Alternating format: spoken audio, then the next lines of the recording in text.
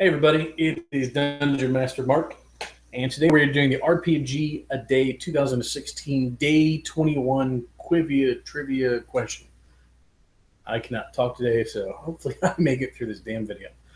Day's 21 question is: what is your favorite licensed role-playing game product? Or setting, I guess, if you want to call it that. Had to dig around a little bit and had to do some digging up here. My favorite licensed product is probably Arcanus. Some of you may remember back in 90s, early 2000s, there was the Living Arcanus, which Arcanus was made by, I believe it was Paradigm Concepts, which was a company down in Miami, Florida. And for a while, they even had the Living Arcanus, which was hosted through the RPGA. It was licensed through Wizards of the Coast and used the third edition. And it kind of picked up where Living Greyhawk didn't in some ways. It was a really, really good living campaign. It was kind of interesting since Wizards of the Coast let a third party company host a living campaign through the RPG at the time. And the writing value for the scenarios was really, really good. I loved the storylines they had. The Arcana setting, for those of you who've never looked into it, it kind of reminds you of ancient history a little bit in our world. I mean, it is a fantasy setting, so there is elves, there's goblins, there's tieflings, what they call darkkin, dwarves, which in their setting were once giants and they were cursed by the gods, so they became dwarves, so they became what they call stunties or stunted.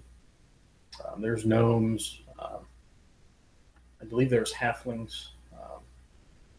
You had tons of different types of human variants. And they're setting all of the different major civilizations took after one of our civilizations here on Earth. So you had the Romans, took after like the Mongols. You had ones that took after like the ancient Chinese. It was a really, really interesting setting. I really kind of dug it. The one thing I remember really, really precisely about that campaign at the time was if you were a wizard character, there was a group of people called the Harvesters, which basically the basis of the story was there was this really, really powerful sorcerer who came from another world, like another dimension. And when he came to this world, he started collecting spellcasters. So whether they're humans, sorcerers, whether they're scions, psionics, because there was psionics in this living campaign, whether they were just regular wizards, he would basically have his harvesters, his followers, come get them, snatch them, basically, kidnap them, take them to this island, and they would basically bleed them dry. I mean, they would literally kill them, take all the blood, and basically he was powering his magic through other people's blood. So basically, like the magic that was in your blood was how they were doing that. So if you were a spellcaster, it was kind of dangerous. You had a couple like organized societies for these spellcasters where they would band together, licensed through the states for protection. Or if you were not through one of those societies, you were kind of like a rogue agent, and it's possible the harvesters would come and snatch you. And there's even a couple quests where there would be agents of these harvesters, and if they found an opportunity to snatch you, they would, which I thought was really, really awesome at the time.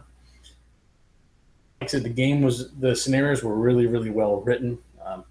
Unfortunately, it suffered towards the end of third edition and 3.5, where Wizards of the Coast kind of started weaning off support for third edition, and it kind of dwindled away. They did later come out with their own gaming system for just the Arcana system itself, which used a completely different system. It wasn't a D20 system anymore. But I will always remember, I shouldn't say time, I mean, there was probably 2 years where I played Living Arcanus very, very regularly. And I made a lot of friends, played a lot of games. There was a lot of online play through Yahoo chat groups, and I believe it also AOL Messenger. There was games that were hosted through AOL Messenger, which is how old I am, right? But if you ever get a chance to read these books, the Living Arcanus books and the Codex Arcanus, excellent reads, will give you tons of ideas for your campaigns. And that is it for today, guys. I will see you all tomorrow on day 22. Bye-bye.